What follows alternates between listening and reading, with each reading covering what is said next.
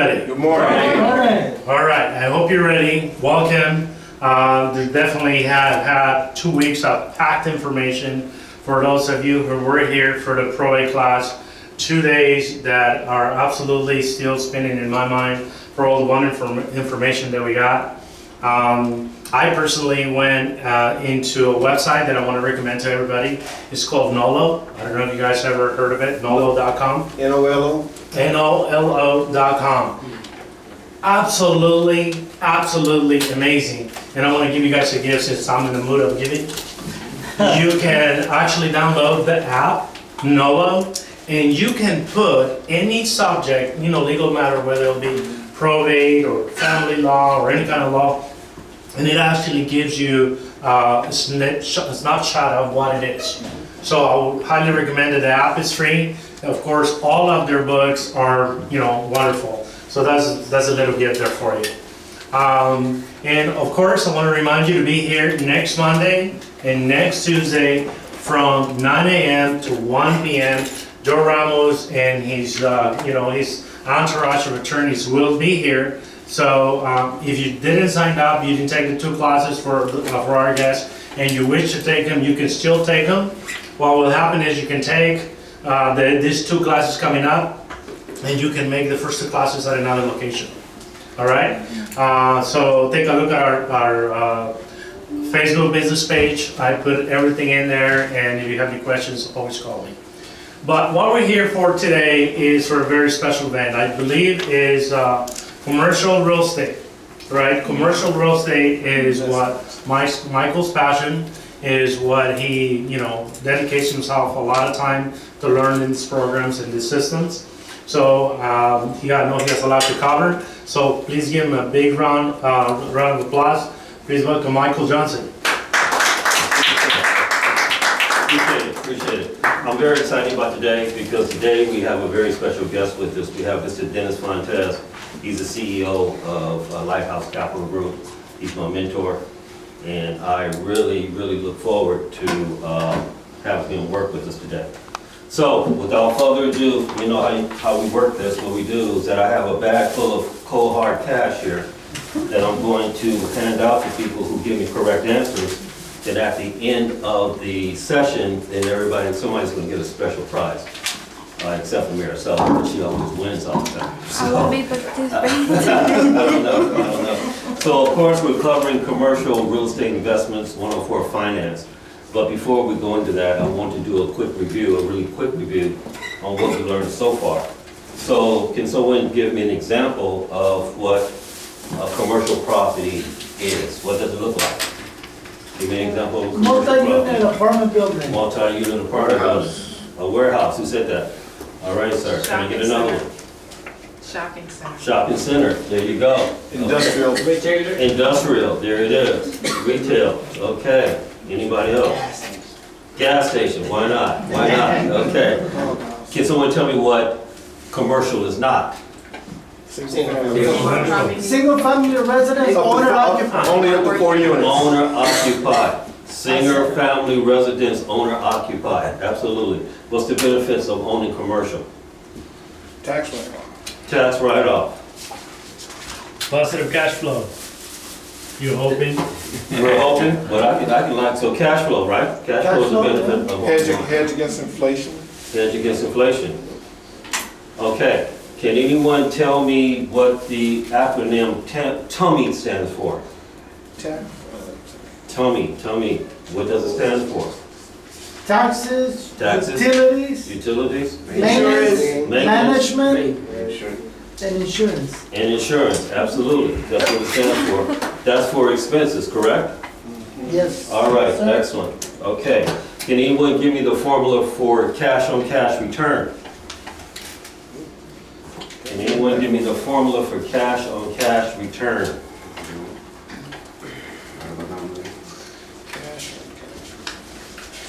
Nobody? I can Google it. Okay, that's right. We'll get to that, okay? We'll get to that. So let's start with our class here. The goal is to make sure that you can calculate net operating income, cap rate, and we're going to go over debt coverage ratios. gain basic understanding of financing for 2 to 4s, 5 and up in commercial and SBA loans. And we're going to actually analyze an actual property that's on the MLS. So let's get started real quick. 2 to 4 units. The best way to actually get a value, and you can follow along with your sheets there.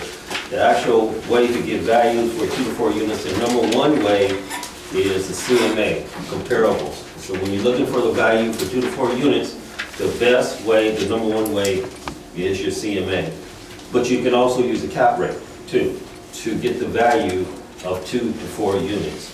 When you start talking about 5 and up, multifamily, commercial, special use is churches, schools, libraries, things like that, pretty much is the cap rate.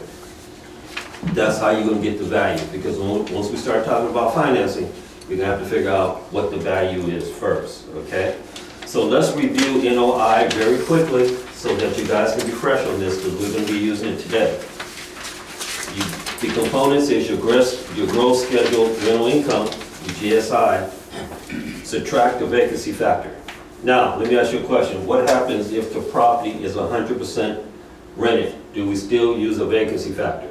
Yes. Absolutely. Why is that? Banks are required to. Banks are required to do it. So even if my property is 100% rented, the banks don't care. They're still going to use that 5% vacancy factor. So you're going to subtract the 5%, and you're going to get the NRI, the net rental income. Then after we get that, we're going to add income. Can someone give me some examples of what income, extra income could be? Laundry, Parking. vending machines. Vending machine, storage, absolutely. You're going to add that other income, which is going to give you your total operating income. Then you're going to subtract TUMI. What is TUMI again? Taxes. Utilities. Maintenance, management. Insurance, absolutely. What should it be?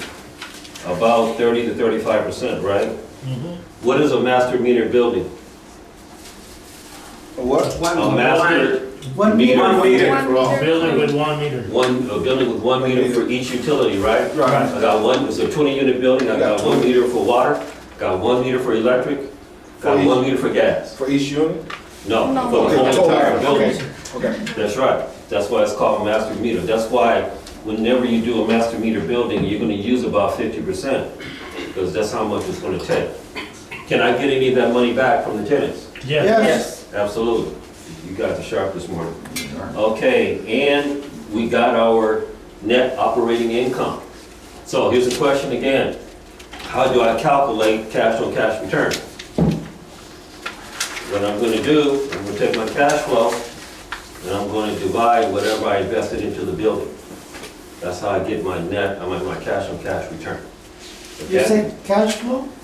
My cash flow, then whatever I invested into the building, I'm going to divide that into that, okay?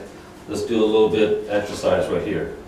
My net, my NOI is 100,000, and I invested, let's say I invested $1 million into the property. Okay, what's my cash on cash? 10%. 10%. 10%, right? 10%. I divide my money I invested into the property into, so this right here is my NOI, and this is my investment, and therefore my cash on cash is 10%. Everybody get it? Hello? Yes. Yes. All right, everybody went blank. All right, here we go. So let's talk about a little bit about my cash flow, my cap rate calculator. It's very easy to use. Let's say that my NOI is 100,000 and I want a cap rate of 10%. What I would do, I would cover up, well, let's say the price is $1 million. Yeah. Okay? So let me put it over here. So my NOI over here is 100 and my price is 1 million, right? What is my cap rate? 10%? 10%, because what I did, I divided the price into my NOI, which gave me a cap rate of 10%. You got it? Yes. Okay, so let's do something else. let's say that my NOI is $90,000 and I'm spending $1 million on the property, how much is my cap rate? Everybody brought their calculators, I hope. 9%. 10.1%? Nine 9%. 9%. 9%. I don't think so. Let's see. What was it Don't again? guess, don't guess, please don't guess. Use your calculator. You said your NOI was? Your NOI is 90,000 and I'm spending $1 million. What is my cap rate? I mean, it could be 9%. 9%. All right, I just don't want you to guess. I just don't want you to guess, 9%. okay? 9%. So my cap rate is 9%. 9%. That's how we get our cap rates, right? We're looking good. Okay. Any questions so far? Because it's just gonna get deeper from here. Everybody's good? Let's move on. Let's talk about what debt service coverage ratio is. Hey, sir, how are you? Julio? All right, Coming in, Sarah. okay. Coming in, Sarah. Let's talk about what One debt chair. service coverage ratio is. This one here or over there? Welcome, Sarah. How are you? Sarah, That's okay. I Pleasure have to to buy be the here. lunch next time. All right, debt service coverage ratio, what is it? In corporate finance or in real estate finance, the debt service coverage ratio is the measure of cash flow. So what is cash flow again? How do we get cash flow? NOI done, and divided by the investment. You're close, but not quite. The NOI, cash flow is determined by NOI, subtract, Expenses. what's on The here? expenses. No, The investment. nope, No, it's divided by the investment. Divided by- Oh, no, to subtract Tommy. no, So structured by the down payment? no. These are great answers. None of them are right. Okay. Cash flow is when you have your NOI, subtract your debt service. Remember that? The mortgage.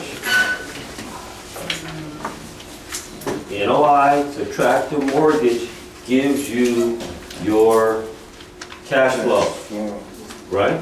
okay, Okay, right. write it down. NOI, subtract your debt service, which is the mortgage, gives you cash flow. Okay, so you got the measure of cash flow, and it's a multiple of basically what your cash flow is compared to your debt service. Okay? And the next screen is gonna make it a lot clearer. So basically, whenever you have a debt service ratio or DSR that is less than 1, that means that you have a negative cash flow. Okay? Now, when you have lenders, when they're making loans on buildings, they want that DSR or DSCR to be more than 1. They want it to be 1.25. To make a long story short, they want the income to cover the mortgage. That's what all this means. I want the lender wants to see the income cover the mortgage, not by 1, but by 1 1/4. That's what they want to see. That's what DSR means. So let's work through it real quick. Let's talk about cash flow. Let's do some examples right here. My cash flow is determined by subtracting the mortgage from the NOI. So let's say that my NOI is 100,000, and let's say that my mortgage is 50,000. How much is my cash flow? 50,000. 50,000, real easy. Real easy. That's how much my cash flow is. It's 50 grand. Okay? So now debt service is really using those same two numbers to determine what the debt service ratio is. Okay? So you notice to get cash flow, I subtract the mortgage from the NOI and it gives me cash flow, right? Right. Real simple. Now let's figure out what the debt coverage ratio is. What you do is you take your NOI, which is 100,000, is that what I said? And I want to divide it now by 50. I don't subtract it, I divide it. So if I divide 50 into 100, what do I get? 2. Very good. That's what I get. That's my DCR, Which is more than 1 1/4. which is more than 1 1/4. So if I find a building that has a 2, then I'm looking really good. Michael, question please. Yes, Just to make sure. So for the mortgage, it's P and I only, it's not just I, right? P and I. correct. Okay. Debt service is always principal and interest, okay? So why do they not use the expenses? Already. Because you already It's already taken factored into in. It's consideration. already factored in. Whenever you got NOI, then I've already got my expenses in there. So I'm just concerned about my mortgage now, which is called debt service in the commercial world. Okay? So let's do just a quick example. Somebody give me, if my mortgage is $75,000, what is my DCR? 75 to 100. Oh, this, Right. I'm putting, so what is it? 1.3. 1.3. Now you guys got it. Yeah. So my DCR is 1.3 because my mortgage is 75,000. Everybody got it? All right, let's keep on going. So what I want to do now, I kind of want to turn this over to Dennis. Can you make sure that Dennis has a microphone? What I want Dennis to do from here is to basically give you the lender spin on what the DCR really is, because 1.25 is textbook, but there are compensating factors. So what Dennis is going to do, he's going to talk about the DCR, then he's going to go into financing 2 to 4 units, and then he's going to go into financing the mortgage. So you guys, please put your hands together for Mr. Dennis Fontaine.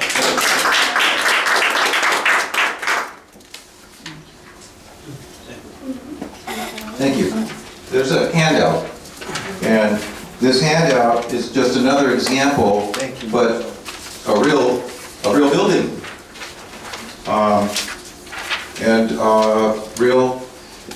Real rent and vacancy that I think is pretty reasonable over there, the 1100 block of Terminal on the east side, because vacancies are pretty low over there.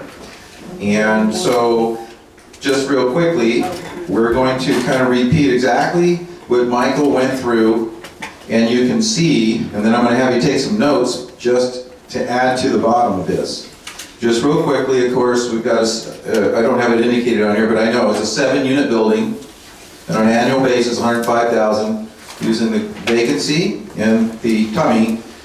This place is a little bit older, so the expenses are going to be a little bit higher, and probably in the appraiser's mind, and perhaps even in the bank's mind. So keep that in mind when you're looking at a building. We have a general idea of the expense number, and for brokers, agents on the streets, you can take these very simple tools to know that, we want to be in the hunt. We're not the appraiser, we're not the bank, but we need to know that we're in the hunt, and this helps us educate our clients. So then, if this location was to have a 4.75 cap rate, and in some cases, some of these apartments are even a lower cap rate, then you do the math as we did before, because the net operating income divided by the 4.75 puts a value of about $1.3 million. And some of you may be familiar or not, but it's about right, probably even a little higher in some cases. And the gross rent multiplier happens to be 12.13%. Then I indicated on the sheet, the debt coverage ratios range at banks from 1.15 in some cases for really stellar properties, nice clean apartment buildings. And then one of the gentlemen had mentioned something about a gas station, perhaps a single-use type property that's maybe not as marketable, automotive and things like that. The bank's debt coverage ratios will start to creep up. And so keep that in mind, because the next piece of information here is going to be something that's going to help you answer a key question with your client is, how much do I have to put down? And so when you look at this example, the monthly debt service, I finished this up, so I put down an $850,000 loan, 4.75. The monthly debt service for that mortgage is $53.19. And so, I'm sorry, $44.34. The NOI, I dropped that line down one notch there. So 5319 is the same as the 63,834 on a monthly basis. So again, you have this mortgage payment, principal and interest of 4434. And remember in the example, you take the NOI, in this case I broke it down monthly, you divide it by the mortgage payment based on the loan size, which this mortgage payment is 4434. So if you could test my math, you would take 5320 minus 4434, and you'll get a debt coverage ratio of 1.2. Okay, you see how that is? And that would fit the test. But what it's also telling you is this property, based on the gross income, based on the expenses, etc., is going to limit the loan amount to about $850 for that interest rate. So again, if you've got a value at $1.3 million and change, you got a loan amount of $850 because the bank says, sorry, we're not going to lend you anymore, then you've got to counsel your client to almost come up with $500,000 down, which is 37%. Okay, that's not unusual. And then going real quick, yes?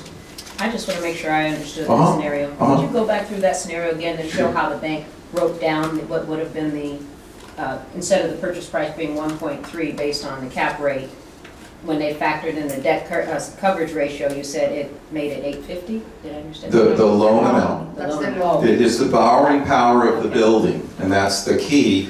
The value, I think we substantiated at the $1.3 million and change. Does everybody follow that? You see? So we're just kind of repeating everything. Michael does an amazing job. The first time I heard Michael break this down, it is so spot on that, again, you're not the appraiser, you're not the bank loan officer guy, but we want to make sure that real estate brokers, agents that are diving into this commercial stuff really pre-qualify people that are not going to come in with 10% down on an apartment building.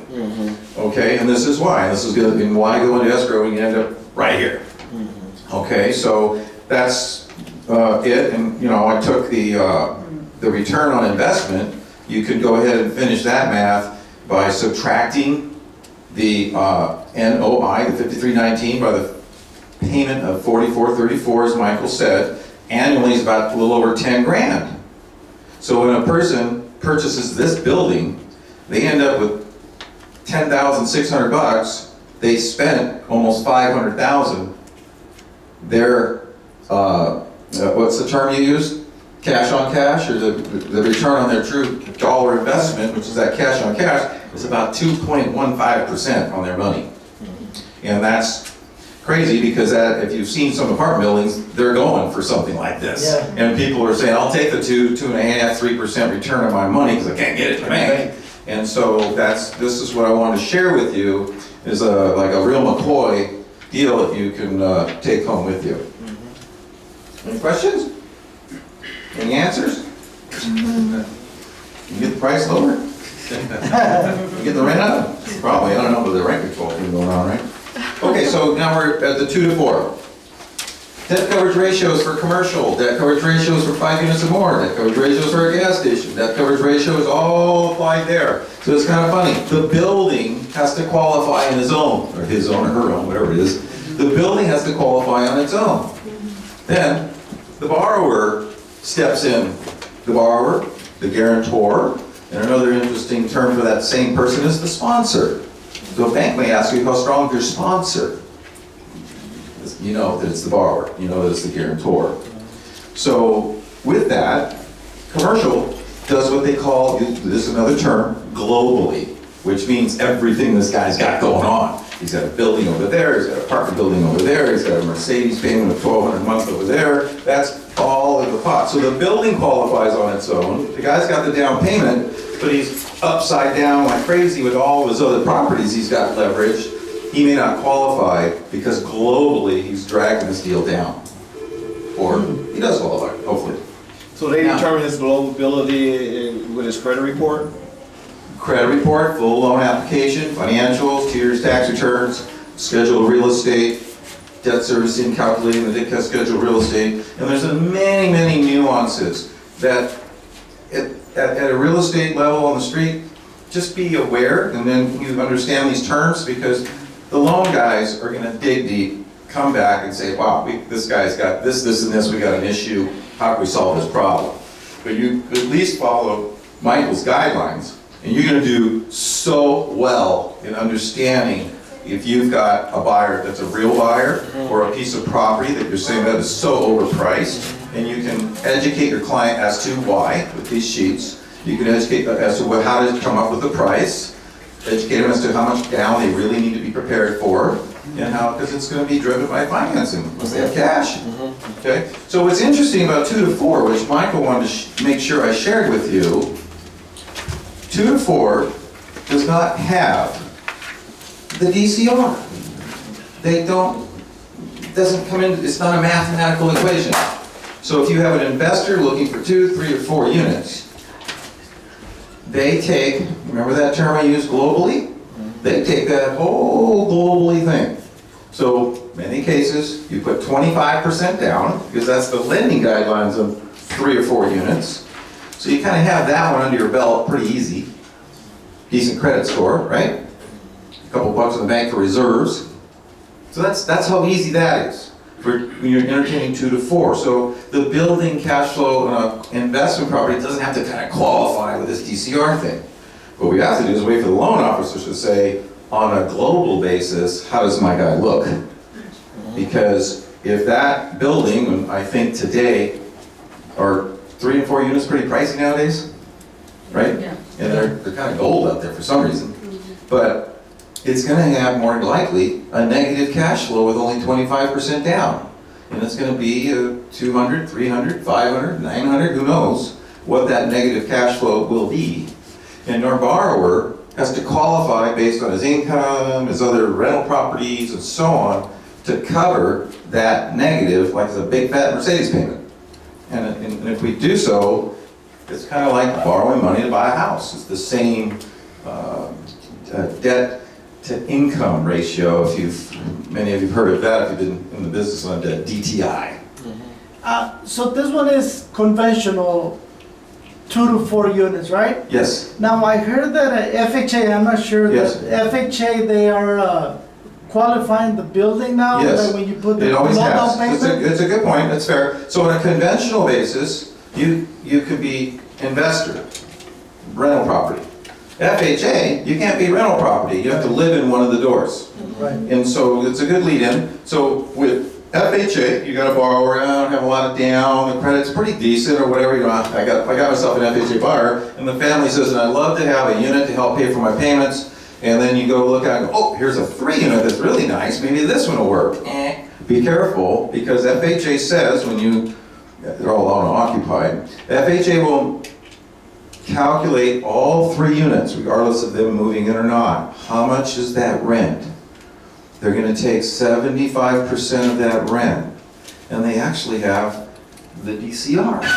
The 75% is the tummy and the this and the that's taken out. They're going to take that 75% rent and compare it to the principal, interest, taxes, and insurance. The tummy won't have taxes in it. That's the 25% is the expenses, okay? Just a lending deal. So if you've got a 3 or 4 unit building, you've got a buyer with 3.5% down, you're trying to do FHA, I tell you what, you do the math, it doesn't take long to realize it is not going to hold water FHA, of course on 3 or 4 units, because it'll never pass that test. The math just doesn't add up, and especially in our community, maybe it does in Nebraska or something, I don't know. But we don't live in Nebraska. Probably don't want to live in Nebraska.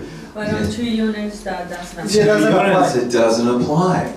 So you can have the client move into the 1 unit, pick the little one or whatever, and have the rent of the other door, whether it's vacant or occupied already, or as a renter, and you take that rent, not to get into the weeds here, you take that rent to help qualify the 2 unit borrower, and again, remember the term globally.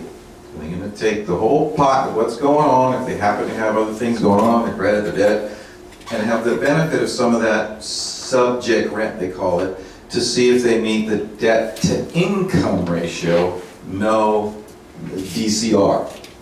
Do you know what that limit is in terms of the debt to income ratio? Is like 43, 44%? Oh, Is that the same on? It really depends. I think most of you, if you've been in the business for the last year or two, you see offers like with the DU, or the desktop underwriting, or the findings. That's kind of the driving bus. I've closed an FHA 2 unit with a debt to income ratio at 55.5, because the person happened to have 710 score, because FHA is pretty comfortable with 680, 660, stuff like that, and they happen to have a few extra bucks in reserves. So you just, if it's tight, we're gonna let you know as a loan officer, any loan officer let you know, say this one's kind of tight, let me work on it and let me see what DU says and how it's gonna hold water or not. So a helpful thing for any loan officer when you're in a 2-unit basis, you're shopping around, you see, oh, nice 3-bedroom, 2-bath in the front, studio in the back. We're pre-qualified for, $590. Well, then you go out and say, okay, nice 2-bedroom in the front and 2-bedroom in the back. Well, that other rent's different. It's gonna change your qualifications. So you wanna try to be ahead of the real time and say, this client I'm looking at has this, this, and this.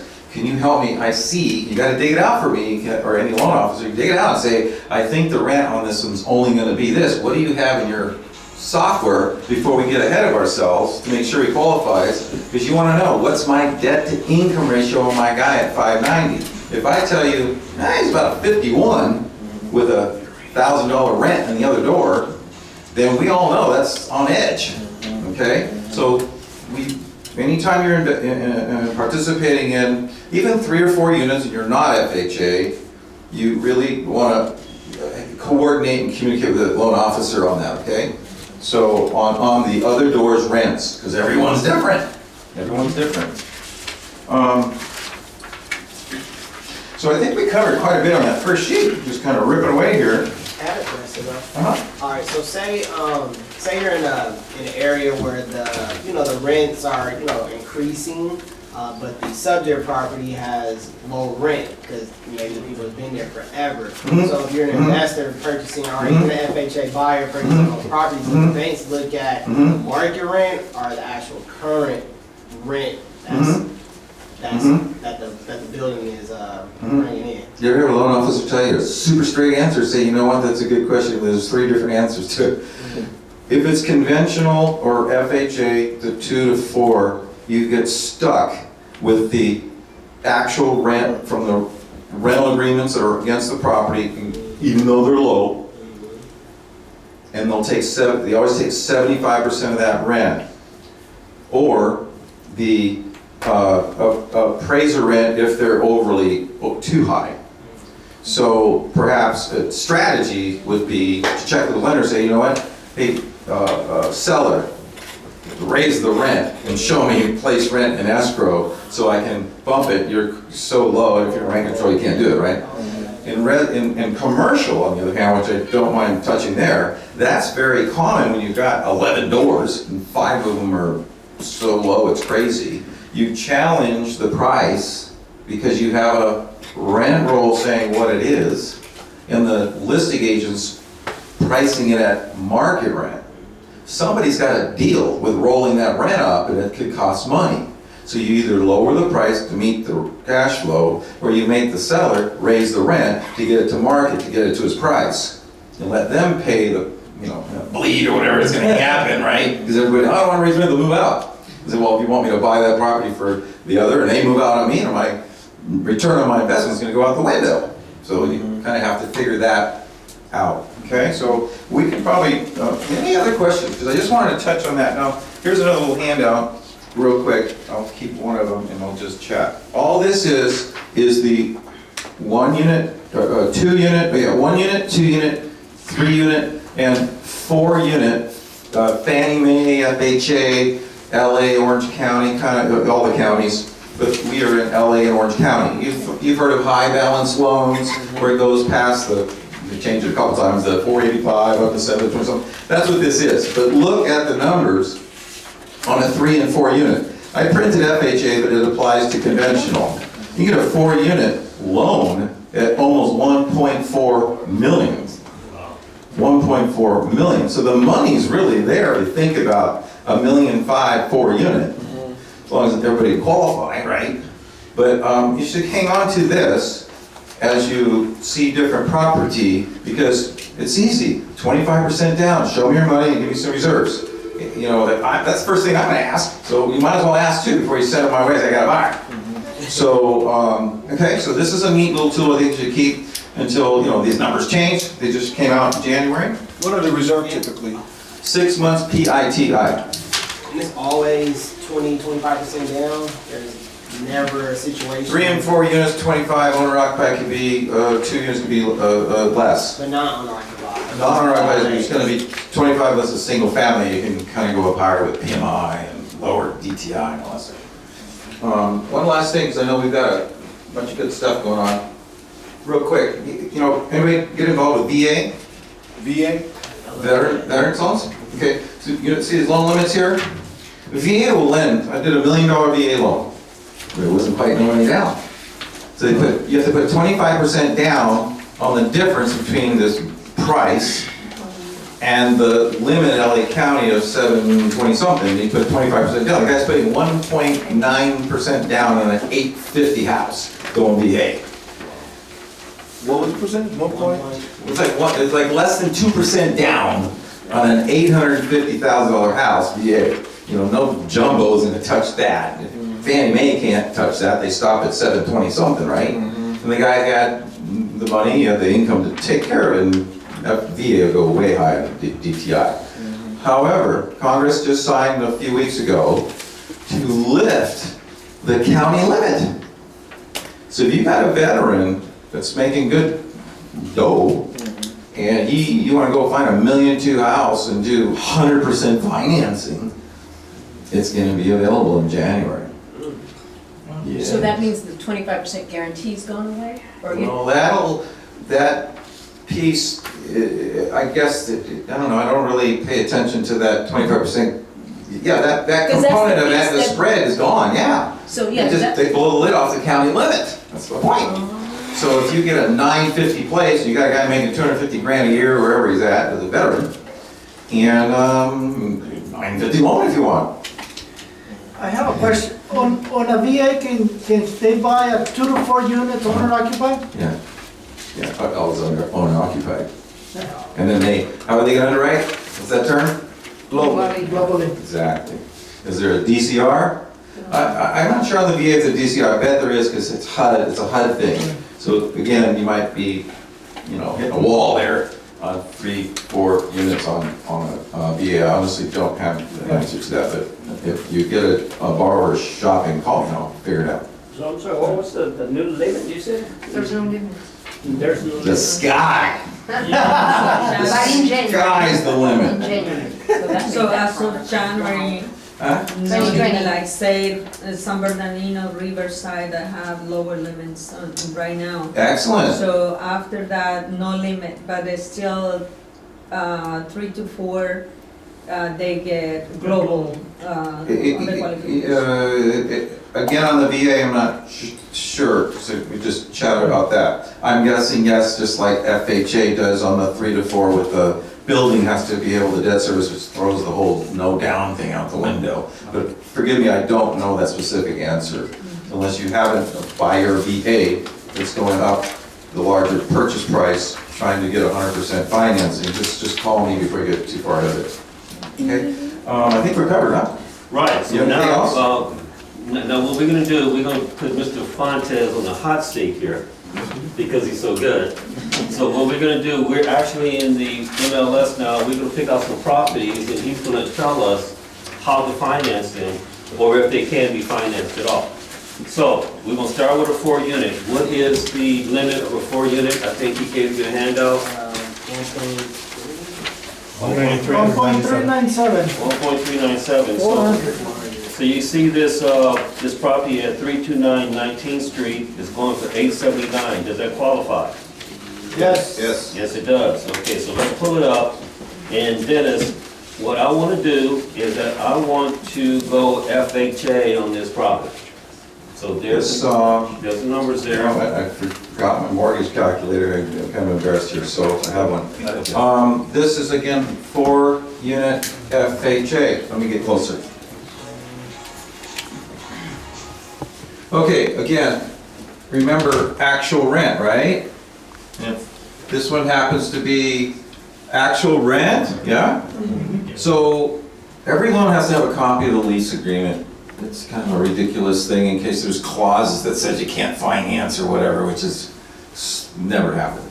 But you have to have it, so you're disclosing what the rents are, because you got a rental agreement.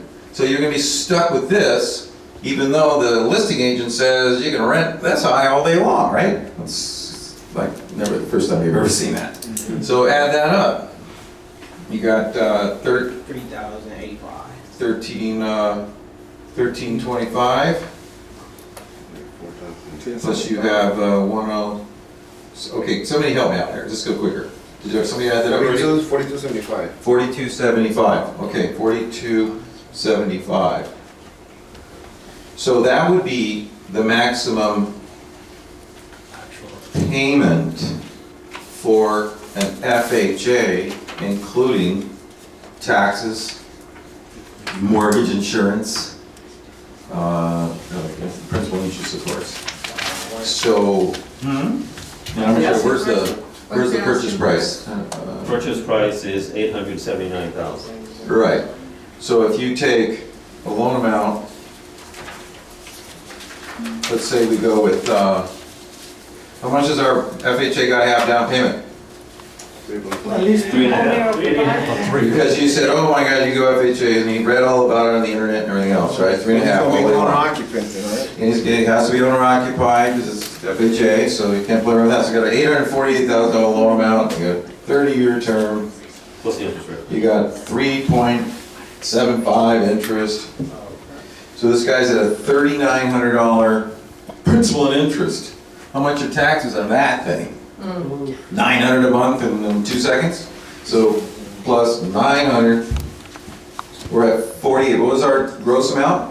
4275. 42, we've blown that off, right? You see how fast that disappeared, 3.5, next. So you then have to keep dropping the price, because I haven't even added another $800 in mortgage insurance and everything else. Or increasing the rent. Or See, increasing the Can't rent. increase the rent. You can try to increase the rents, but you know, it's not that easy, 'cause you're residential, I don't think a listing agent has time for that stuff, if you know what I mean, right, in this market, but it's kind of possible. Who's gonna wait that long with a 30-day notice, and wait for it to plug in and stuff like that, right? So that's a good question. So Dennis, if the lender sees this MLS sheet, are they gonna go with the market rents, or are they gonna go with the total rent that's right there? So, that's where I train people in my office, that's where the CIA shows up. So the CIA is like the lender's gonna forensically audit what happened.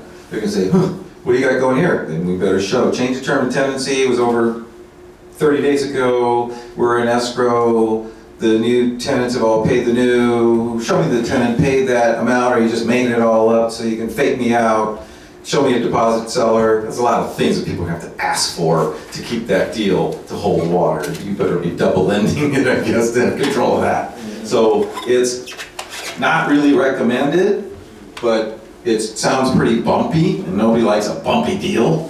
So however you can negotiate that, we'll work together, try to make it work, but it's still not gonna make a difference. So can somebody add that up for me, please? Because remember, sorry, what was what's that price again? Are we even in the hunt? $879. Okay, so again, let's say you make an offer for $850. 55 now. Okay, and you subtract 3.5% there. Okay, so now we have an $820 loan amount. We got a 30-year term. We got a 3.75 interest. So we have a payment of 30. No. And then we're going to add about 900 for insurance. And we're going to add about $75 for taxes rather than insurance. And we're going to add another about $860 for mortgage insurance. We're at 5,600. What's our grand total here if we 4,590. can't go? No, I got 55, 90. 5590. Getting close. I mean, we're down. Oh, no, Lower that. 75% Yeah, of so- Then that. you gotta do 75%, right? 75%. Well, you just, whatever it is, you just keep knocking that loan down, we get it to line up. And it may be 16% or 22% or whatever. Most of them, honestly, I see them are 40-something% time you're done, right? Because the prices of those 4 units are pretty steep for the rent. So, okay, Excellent. You guys see that? That's an excellent example of how it works. People saying they want a 3 and 4 unit FHA. Hey, in this part of town, it's gonna be very, very difficult for them to put 3.5% down and get it to pencil out. Because 75% of the rent is not gonna cover the mortgage more than likely. and now see where that's going. My finance head starts bing. So if you're just driving that FHA financing down and it pushes it into the 25% zone, why are we going FHA? Get rid of the MI, because no matter what it is, FHA's gonna have PMI, or MI. All right, so for example, what if the property was vacant and Good, What yeah, is the okay, vacant a very good example, either vacant, or there's an owner in one of the units, and then, I don't know if anybody has an Uncle Louie, I always use Uncle Louie, or Uncle Louie's in the other unit, and they're going to vacate both of them, and our people are gonna come in, the appraiser does an appraisal rent survey, matter of fact, they do it on all of them. So they'll do an appraisal rent survey, again, here we are at CIA again. It'll come out, underwriter's gonna live with that, or we lost the other one, or the pro forma that we wiggled the rents up in the midstream or before, or whatever, it's gonna be lower than 2, right? It'll be lower than 2. So, There we go. that's a good exercise, because that's boots on the ground. That's out there looking at MLS and keeping an eye on these things. Okay, now we're gonna go to a 12-unit property. We're gonna go to this one here. 163,910 income.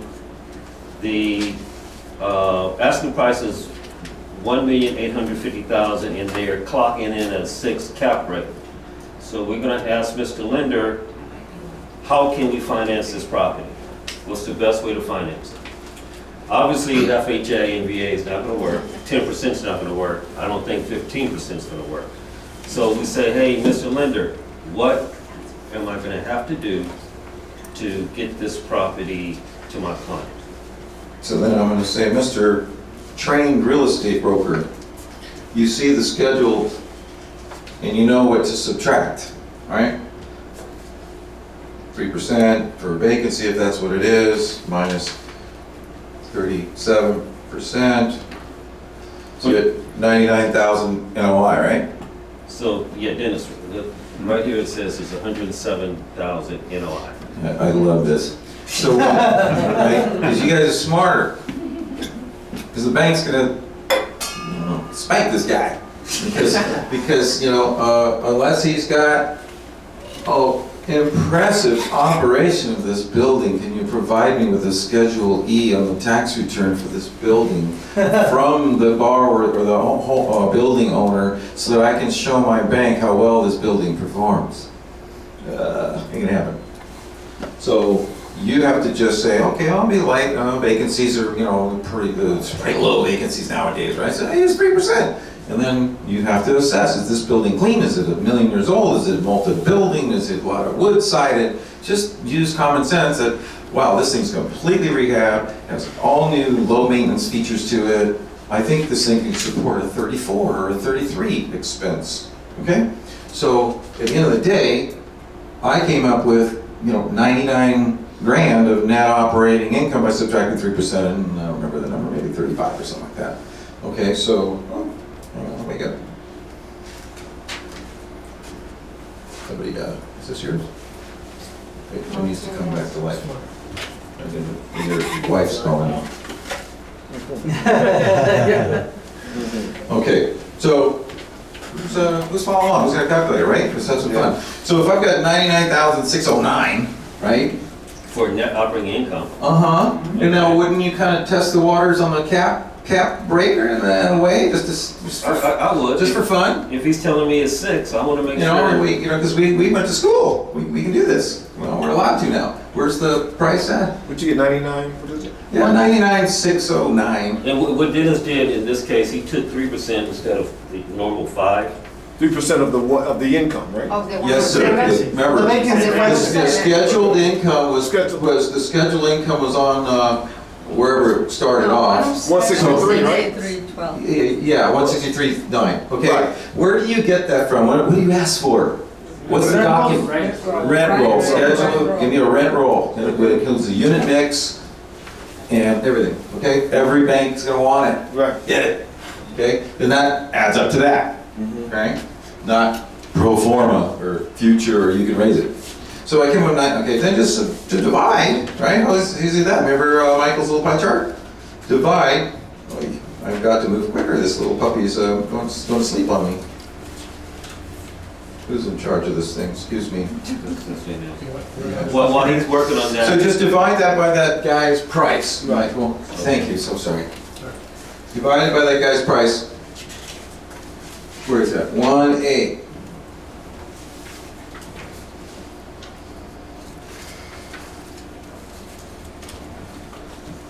So that puppy smells more like a 5.3, 5.4 cap rate.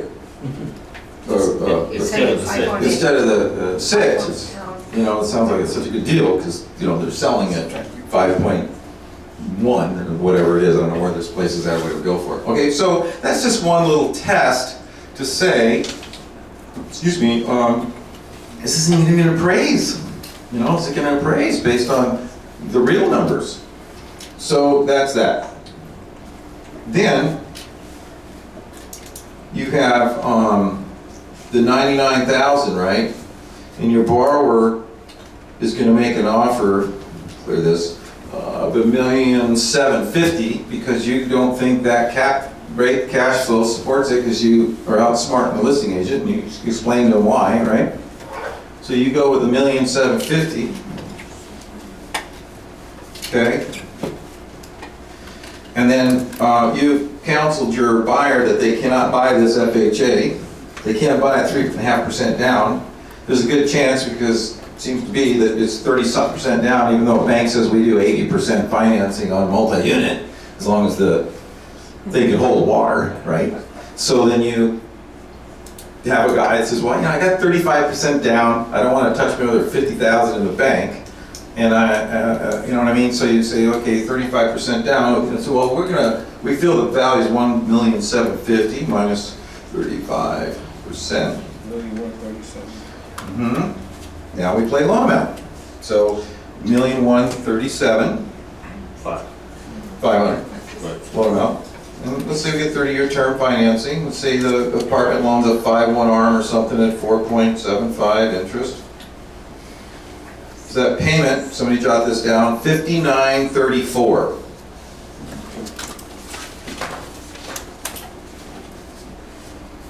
Okay. So what was our NOI, gang? 99. 99,609. Okay. My payment was 5,000. What was it again? 5934. 5934. Okay, well, I'm sorry, man. 5,934. 5,934. Yes. I'm just going to multiply it by 12, okay? So the annual payment is $71,701. Who wants a piece of candy? Right? Who wants a piece of candy? Because you're going to take the 99,600, whatever it was, and you're going to divide it by that payment. 1.3. Right, so you can actually. Who said that? So you see, so, you can, so basically, because you've got greater, what's that called?